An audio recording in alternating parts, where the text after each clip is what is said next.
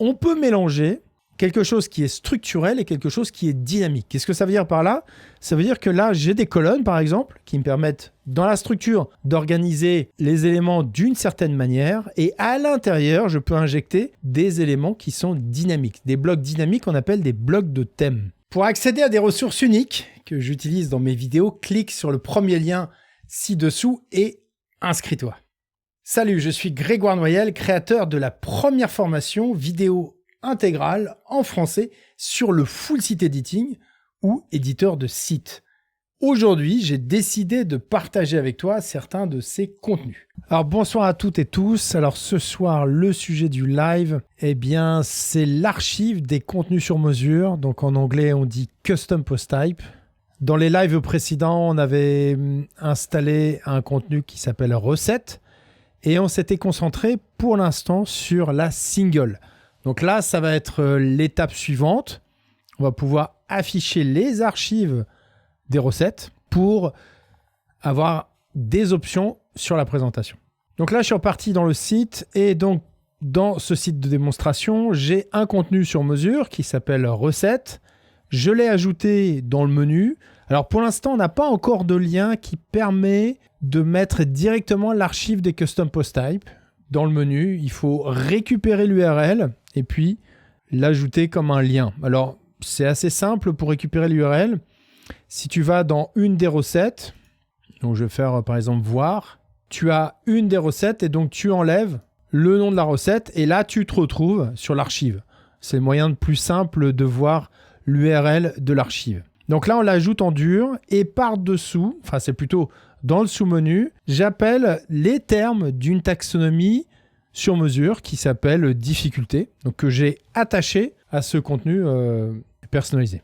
Alors là, pour l'instant, le modèle des archives, il reprend quelque chose qu'on a fait dans un live précédent. Donc, il y a une playlist avec l'ordre, hein. Ils sont vraiment dans l'ordre. Et on l'avait utilisé pour les articles. Donc, si je vais dans News, tu vois que c'est exactement la même présentation. Parce que si je reprends la template hiérarchie, merci encore à toi Charlotte, je sais que tu es en ligne ce soir, on a archive qui est valable pour les auteurs, pour les catégories, pour l'archive du post type.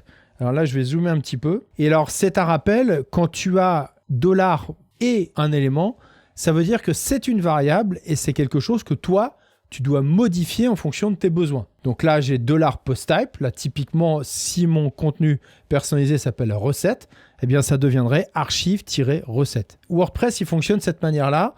Il va voir au plus spécifique et le plus spécifique, c'est vraiment à partir de la gauche du schéma. Et en fonction de ça, il va aller au plus général vers la droite. Donc, s'il trouvait archive-recette, il prendrait ce fichier. S'il ne trouve pas ce fichier, il passe à archive. S'il ne trouve pas archive, il passe à index. Donc là, le fichier archive, il existe. Je te montre. Si je vais dans les modèles, donc là, tu es dans le front, tu fais modifier le site, tu te retrouves directement dans les modèles. Et on est dans toutes les archives. Donc là, c'est archive.html. Je te montre dans le code. Donc là, j'ai bien le fichier. Alors, t'amuse pas, franchement, à éditer les modèles directement dans le code. C'est beaucoup plus simple et c'est tout l'avantage de le faire dans le back-office. Et à un moment, quand tu trouves que le modèle fonctionne correctement, on a la petite routine avec create block theme, donc l'extension qu'on ajoute depuis le début, et qui permet de valider ce modèle directement en dur dans son thème. Alors, pourquoi on fait ça ? Bon, je me répète, mais il y a des éléments qu'il est important de répéter, notamment celui-là. Ça permet de valider ce que tu as fait dans le back-office, dans ton thème. Si à un moment, tu as un problème avec un des modèles, c'est facile de réinitialiser et ça sera toujours ce que tu fais dans le thème qui prime sur le reste. D'où l'avantage d'avoir cette méthode. Donc là, nous, ce qu'on va faire, c'est un nouveau modèle qui n'existe pas encore et qui va être le modèle qui est responsable de l'archive de toutes les recettes. Je me demandais si on part de zéro, parce qu'on va peut-être perdre un peu de temps si on part de zéro. On pourrait presque repartir de ce modèle-là en l'ajustant légèrement et notamment en ajoutant, parce que on l'avait vu dans un précédent live, j'avais utilisé ACF, donc Advanced Custom Field, et j'avais mis les données de la recette. Ça me permettait, quand j'édite une recette pour te montrer, alors je vais mettre ici, ce sera plus simple. Si j'édite la recette, voilà, j'ai tous mes champs sur mesure que je peux afficher directement dans mon modèle. Alors, l'intérêt de faire ça, c'est que tu cadres, et ça, tu reverras le live, puisque sur les singles, j'en parle pas mal, ça permet de cadrer la mise en forme. Donc là, nous, ce qu'on va faire, pour gagner un peu de temps, on va repartir du modèle qui existe déjà pour les archives et on va l'ajuster. Comme ça permettra d'aller un peu plus vite, se concentrer sur d'autres éléments. Donc, je vais reprendre le modèle tout simplement. Donc, je vais aller dans Apparence Éditeur. Je vais dans Modèle. Ensuite, toutes les archives. Et je te donne un petit truc. Si tu vas dans les 3 points tout en haut à droite, tu peux faire copier tous les blocs. Donc là, ça récupère tous les blocs de ce modèle, quels que soient les blocs. Ensuite, je vais reprendre et je vais faire plus. Et là, ce que je fais, c'est l'archive des recettes. Alors, archive des étiquettes, archive recettes. Je l'ai ici. Élément unique article, élément unique recette, on l'a déjà fait. On l'a sur la gauche, je ne sais pas si tu le vois, single recette. Ça correspond à son intitulé. Quand on ajoute ces éléments uniques recette. D'ailleurs, c'est un peu bizarre qu'il le propose. Je pense qu'il y aurait une amélioration à faire, à savoir que s'il a déjà été utilisé, autant le supprimer dans l'insertion d'un modèle. Donc là, on va faire archive recette. Donc il va nous demander de prendre un élément. Et là, il a repris directement l'index. Si je partais de 0, donc là, je vais revenir en arrière. Bon, je vais laisser comme ça, mais si je supprime tout, pour te montrer. Donc là, imagine que je pars de 0. Tu auras toujours un paragraphe, et là, tu colles, et ça revient exactement au même. En fait, on reprend automatiquement les éléments. Donc là, si je ferme ici, tu vois que la mise en page est de cette manière-là. Et ça, on en avait parlé déjà sur le live qui concerne les contenus articles, où on parlait des archives déjà. Dans une boucle, on fait une requête dans la base de données sur un contenu en particulier. Ça peut être un contenu seul ou une archive. Là, c'est un ensemble de contenus. Et on peut mélanger quelque chose qui est structurel et quelque chose qui est dynamique. Qu'est-ce que ça veut dire par là? Ça veut dire que là, j'ai des colonnes, par exemple, qui me permettent, dans la structure, d'organiser les éléments d'une certaine manière. Et à l'intérieur, je peux injecter des éléments qui sont dynamiques. Des blocs dynamiques, on appelle des blocs de thème. Du coup, si c'est un bloc titre, eh bien, ça va être le titre de l'article que j'appelle. Si c'est un bloc extrait, ça sera l'extrait du contenu en question. C'est ce que ça veut dire. Alors attention, au niveau du réglage, on va regarder au niveau de la boucle de requête, qu'est-ce que ça donne. Et là, on va lui dire qu'il hérite la requête à partir du modèle. Ça, c'est très important. Et je vous conseille d'ailleurs de vous abonner à ma chaîne YouTube, puisque j'ai des vidéos express, ce que j'appelle WordPress 100% bloc express, des vidéos courtes. Et j'en ai une qui va sortir très bientôt sur cette logique d'hériter la requête à partir du modèle ou pas. Si je coche hériter la requête à partir du modèle, quand je suis dans une archive recette, il comprend que j'appelle des recettes et non pas des articles. Donc du coup, automatiquement, il m'affiche des recettes. Là, ce qu'on a sur les yeux, c'est des recettes. Si je décoche par contre, là, il va me permettre d'avoir plus d'options et de choisir le contenu que je veux. C'est pas très intéressant parce que dès qu'on commence à travailler sur les modèles d'archives, en tout cas dans ce cadre-là, on a intérêt à ce que la boucle se fasse automatiquement. Donc, il vaut mieux hériter la requête à partir du modèle. Et quand je dis hériter à partir du modèle, ça veut bien dire à partir de la template hiérarchie. C'est ce que ça veut dire. Donc ça, on le laisse comme ça, c'est parfait.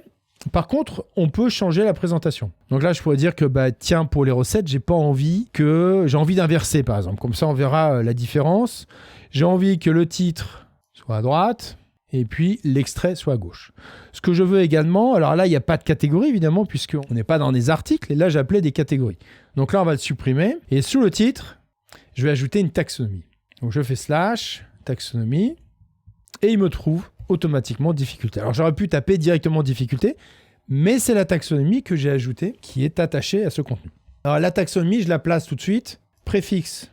Donc là, on va faire... Alors, il est un peu bizarre celui-là, il faut vraiment cliquer dedans et rédiger. On n'a pas l'impression qu'il y a un curseur. C'est ça qui est très déstabilisant. Donc on se demande si on peut taper ou pas, mais ça marche. Donc là, je vais faire difficulté. Et je pourrais faire un suffixe, j'en ai pas besoin ici. Tu vois que là, on est dans le modèle de publication, donc qui marche vraiment avec la boucle de requête. Et ce qui est particulier, c'est qu'il se répète. C'est-à-dire que tant que ma boucle est vraie, eh bien, ce même modèle se répète autant de fois qu'il trouve des contenus. C'est ce que ça veut dire. Ceux qui ont fait un peu de PHP, c'est ce qu'on appelait la loop. Donc, c'était while have post, the post, tant que la condition est remplie. Donc là, j'enregistre et on regarde ce que ça donne. Alors, je vais sur le site, je vais dans recettes. Et là, tu vois que ça inverse bien et j'ai bien ma taxonomie. Par défaut, elle est cliquable. Ensuite, je voudrais ajouter un autre champ.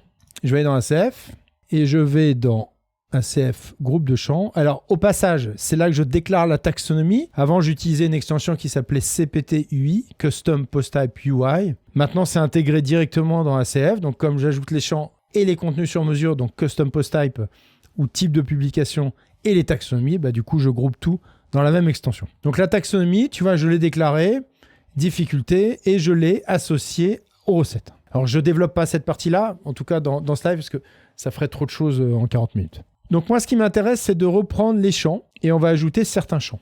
Alors, données de la recette, alors, c'est pas ce que je veux. Et on va ajouter, par exemple, temps de préparation. Donc là, je reprends le nom du champ. Je ne sais pas si tu vois sur l'écran, mais si tu cliques à l'intérieur, il va te le copier directement. Et donc, sous difficulté, je vais ajouter un nouveau champ. Et là, c'est l'extension qu'on ajoute depuis le début qui s'appelle MetaField Block champ méta qui a été traduit. Ensuite, sur la droite, attention, je vois souvent l'erreur. Par défaut, il reprend les posts méta, qui sont les métadonnées directement dans WordPress, natives, on va dire. Et là, on utilise le champ ACF et on lui donne un nom. C'est comme ça qu'il va faire le lien entre les deux. Ce qui est intéressant, c'est qu'on peut masquer le bloc si la valeur est vide. Et on a d'autres options, préfixe et suffixe. Donc la préfixe, on va dire préparation.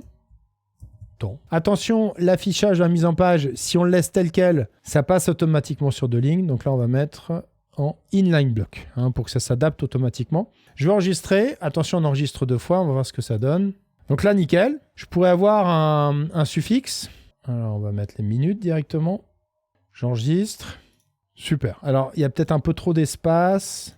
Ce qui est pas mal avec cet outil, c'est qu'on a des classes automatiques qui sont bien faites et qui permettent d'ajouter facilement des CSS quand il y a besoin. Autre chose, c'est que on oublie souvent de faire, parce que c'est pas le réglage par défaut, quand on a un visuel, il faut bien faire le lien vers la recette. Et pareil pour le titre.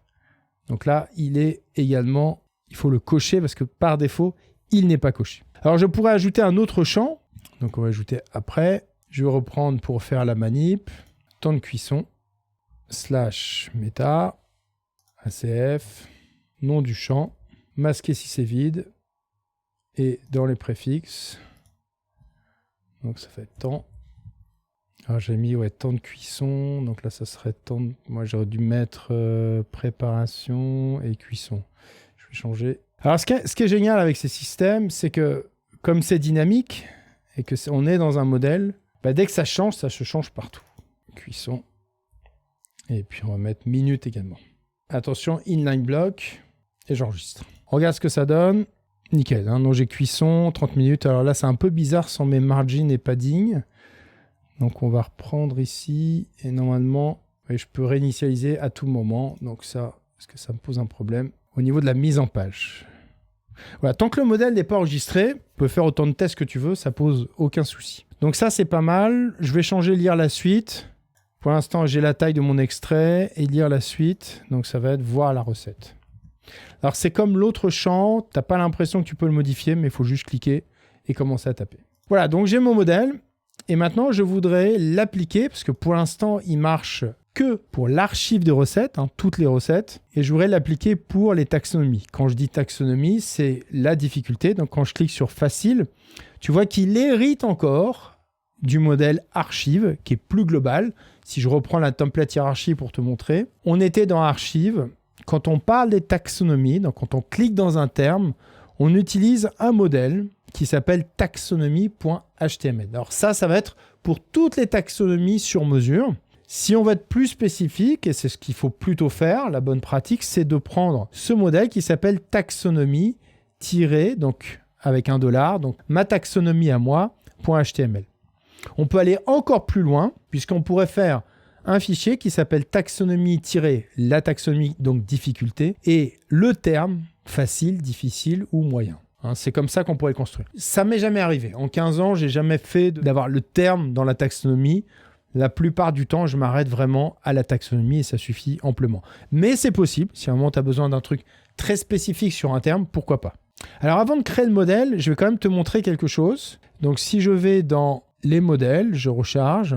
Tu vois qu'il a bien ajouté archive recette.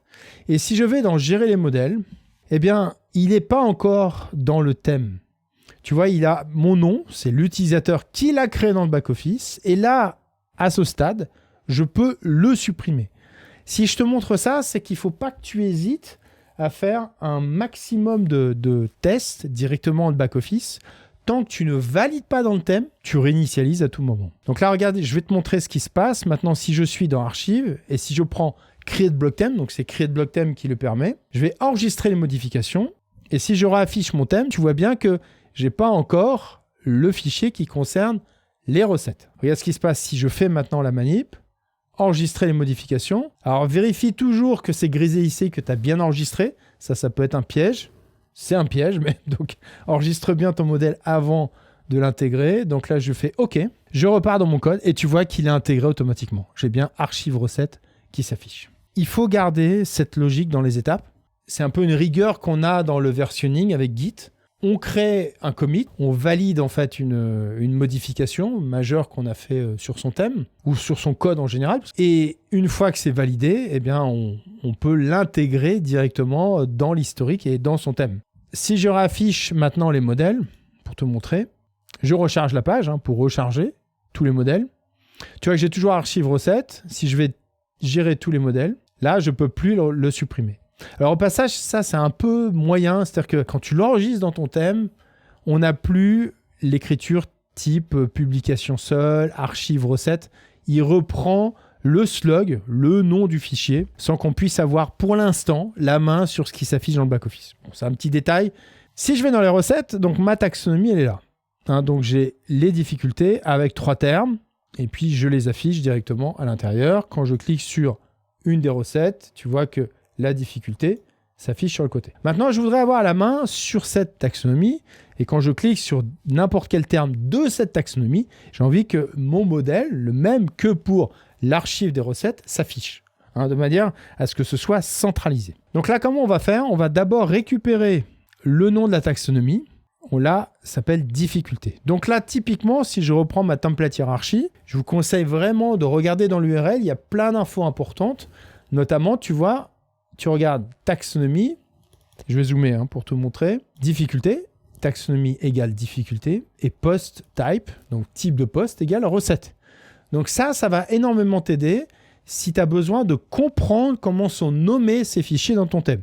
Alors là, bien sûr, quand on part du back-office, on n'a pas vraiment à se préoccuper du nom du fichier puisque WordPress se génère automatiquement pour nous.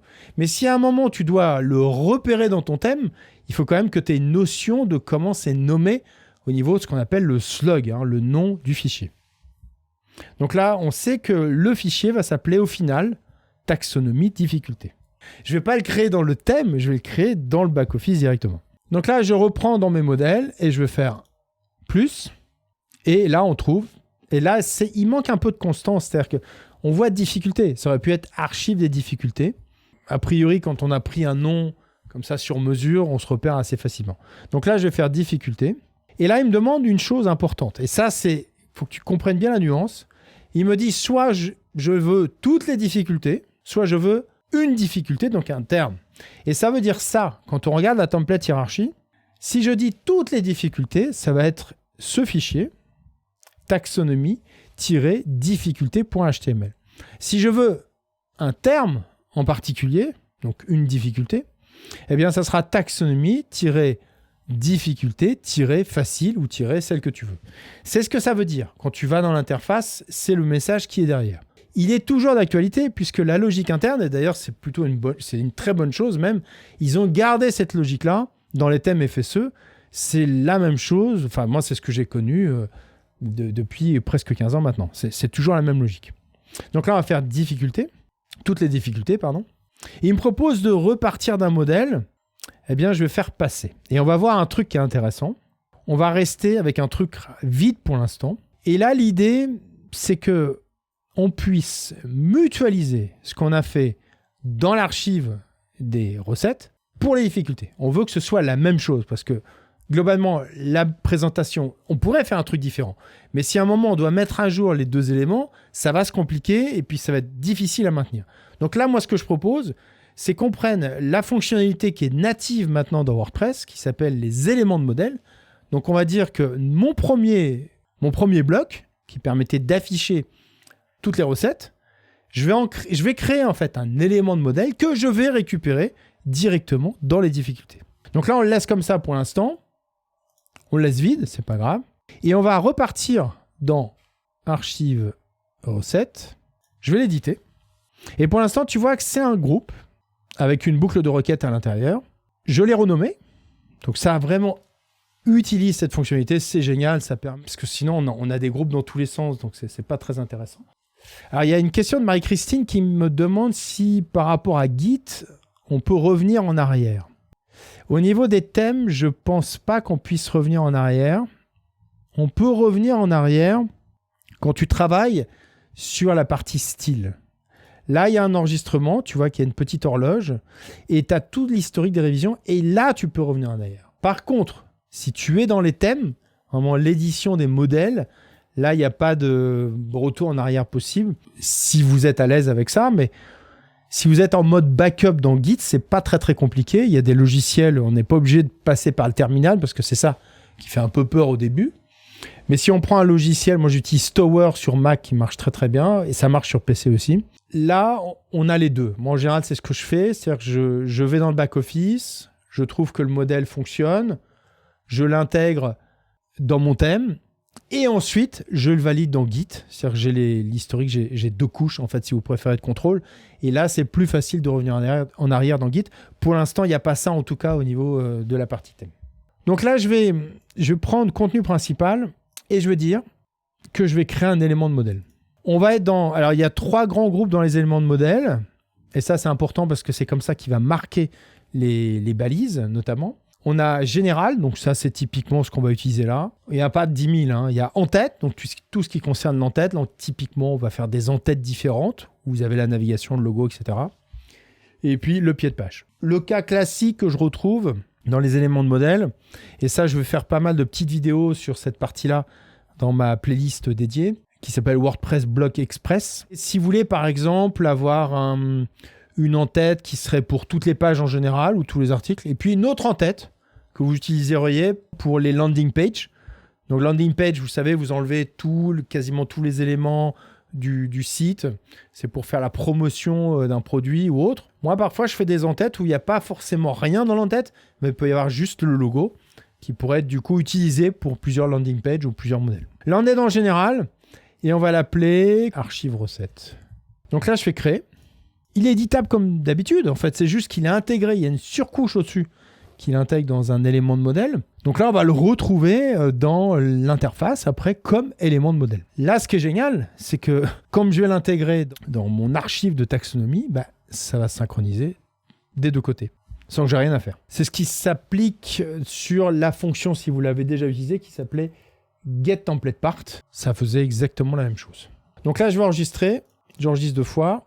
Je te montre ce que ça donne quand même si je vais dans apparence éditeur, si je vais dans composition, et on l'a dans général. On l'a ici directement. Alors pour l'instant, il n'est pas enregistré dans mon thème. Les éléments de modèle ne sont pas enregistrés dans les thèmes automatiquement. Il faut les ajouter avec le code. Donc là, je vais copier tous les blocs. Je vais repartir dans mon modèle pour les taxonomies. Et puis, je vais faire une petite démo sur justement le fait que ça se synchronise. Alors, difficulté. Tu vois, parfois, ça marche parce que je ne l'ai pas encore intégré mon thème. C'est pour ça. Tu vois, on le voit tout de suite. On voit que c'est moi qui l'ai ajouté. Donc là, j'édite, il n'y a rien dedans. Je vais faire passer. J'ai toujours un paragraphe par défaut. Et si je colle, et là, du coup, j'ai archive recette. Là, ce qui est génial, c'est que je te montre, si je fais voir... Alors, je ne sais pas pourquoi il m'a mis voir la suite d'ailleurs de archive recette. J'espère que je n'étais pas au mauvais endroit parce que j'ai l'impression qu'il ne me l'a pas... Attends, je reviens en arrière. Alors, archive recette. Pourtant, j'étais bien sur celui-là. Archive recette. Contenu principal. Boucle de requête. Il hérite à partir du modèle, ça c'est bon. Alors, pourquoi il ne me l'a pas appliqué? Ça c'est bizarre. Alors, modèle. Donc, difficulté. Alors, c'est étrange qu'il ne me l'ait pas appliqué ici. Parce que je l'ai testé plusieurs fois, ça marchait très bien. On va quand même vérifier. Alors, c'est peut-être un petit bug d'affichage, tout simplement. On va regarder ce que ça donne. Alors, si je vais dans recettes Et si je vais dans moyen, donc ça c'est bon, ça marche nickel. Je vais juste changer, on va mettre la difficulté tout en bas dans un des modèles et on va voir si ça se met à jour sur les deux. Alors, on va se mettre ici et on va placer donc la difficulté tout en bas. Voilà, donc là j'enregistre. Et je recharge. Et là, tu vois que c'est juste un petit problème d'affichage. Je pense qu'il ne fait pas encore le lien parce que même si c'est un élément de modèle, il n'est pas enregistré physiquement dans mon thème. Donc, ça doit poser un petit souci au niveau de l'affichage. Mais tu vois qu'en tout cas, ça synchronise. Parce que là, je suis bien dans une taxonomie. Là, j'ai la recette. Et si je vais dans moyen, bah, tu vois que ça s'affiche de la même manière. Hein, si j'appliquais, on va aller plus loin. Si j'applique un filtre, là, je suis sur archive recette. Je vais appliquer un filtre pour te montrer sur le visuel. Donc là, je suis dans les recettes. Et si je suis dans la taxonomie, ça synchronise de la même manière. Ok, donc c'est ce que je voulais qu'on garde un peu de temps pour les questions. C'est les éléments les plus importants que je voulais vous montrer. Mais gardez à l'esprit, et je vais quand même l'enregistrer avant d'aller plus loin. Donc là, je suis dans archive recettes. Je vais reprendre l'autre modèle, voir si j'ai toujours le petit bug d'affichage. Ah non, il me prend toujours les articles. C'est assez bizarre qu'il m'affiche les articles, alors que au niveau de ma boucle, j'ai bien l'héritage à partir du modèle. Bon, c'est un petit bug d'affichage. Au final, dans le front, ça marche parfaitement. Il n'y a aucun problème. Je l'ai utilisé plusieurs fois. C'est juste un petit rafraîchissement. C'est l'avantage du JavaScript, c'est-à-dire qu'on a quelque chose qui est très interactif. Par contre, le désavantage, c'est que parfois, au niveau des interfaces, il y a des rechargements qui ne se font pas exactement comme il faut. Et ça, c'est un peu plus technique à régler. Donc, il faut juste leur laisser un peu de temps pour ajuster ces petits éléments et pourquoi pas le faire remonter au niveau des bugs éventuels. Je vais qu'on garde un peu de temps pour les questions. Ah, le temps de nous parler des... Alors, effectivement, les compositions masquées, les patterns, c'est ce qu'on aurait pu utiliser. On aurait pu mettre une composition qui aurait été appelée en fait dans deux éléments.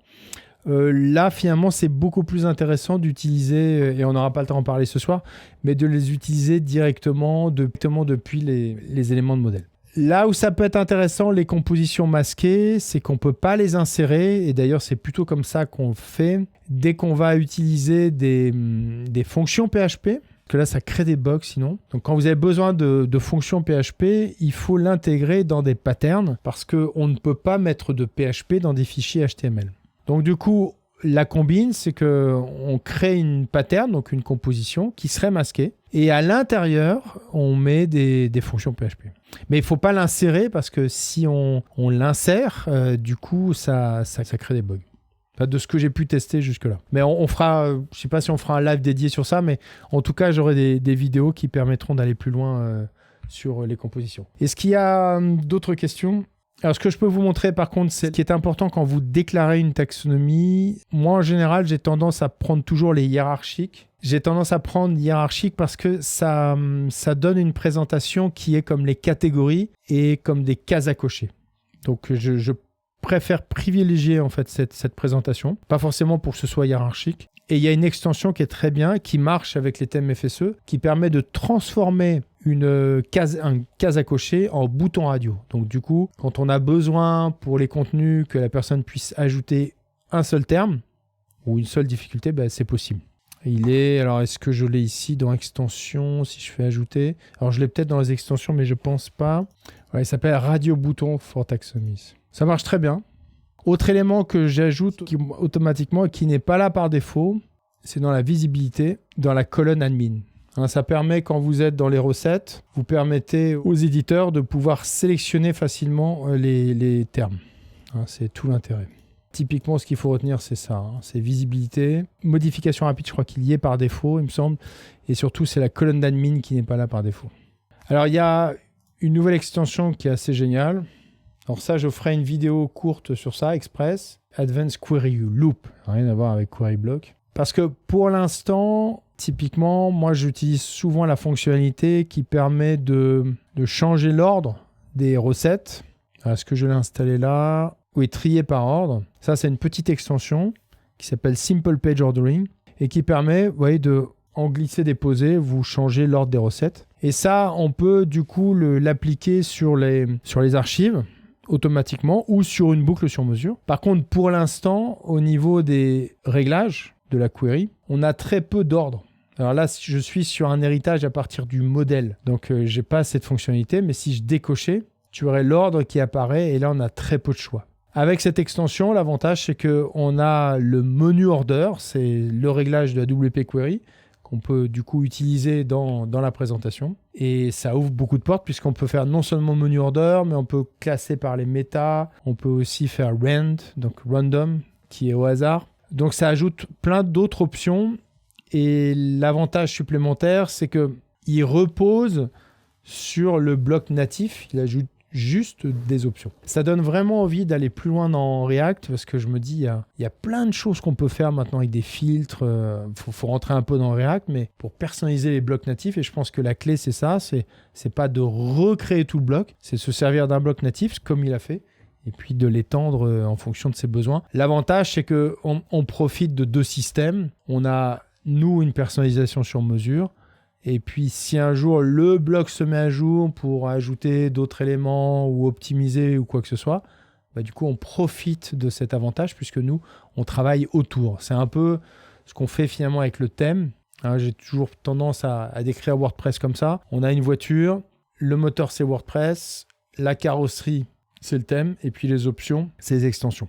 Ben là, tu vois, on travaille autour du bloc, un peu comme le thème fait pour WordPress. C'est ça qui est très intéressant dans la logique. En tout cas, c'est vraiment un bloc à suivre. Et puis, Ryan travaille chez Automatic, donc a priori, il va s'investir pas mal dans le projet. Et il se peut, alors c'est pas certain, mais que ça puisse être intégré dans le corps. C'est pas sûr, hein, parce que c'est un peu ce qu'on retrouve finalement dans la logique de WordPress. Tout n'est pas présent au niveau des fonctionnalités, et c'est souvent le reproche qu'on lui fait. On ajoute des fonctionnalités avec des extensions. Il pourrait y avoir cette même logique avec les blocs, c'est-à-dire que par défaut, on a des blocs natifs et puis on peut les étendre avec, là, c'est des extensions, mais qui deviendraient des blocs de blocs, si vous préférez, ou des options de blocs. Ça serait un espèce de mini écosystème autour du bloc et je pense qu'il y a un vrai truc qui va se développer autour de ça et ça me donne plein d'idées. Voilà, s'il n'y a pas de questions, on va s'arrêter un peu plus tôt. Vous avez les replays sur YouTube et vous pouvez les regarder dans l'ordre parce que je suis une progression.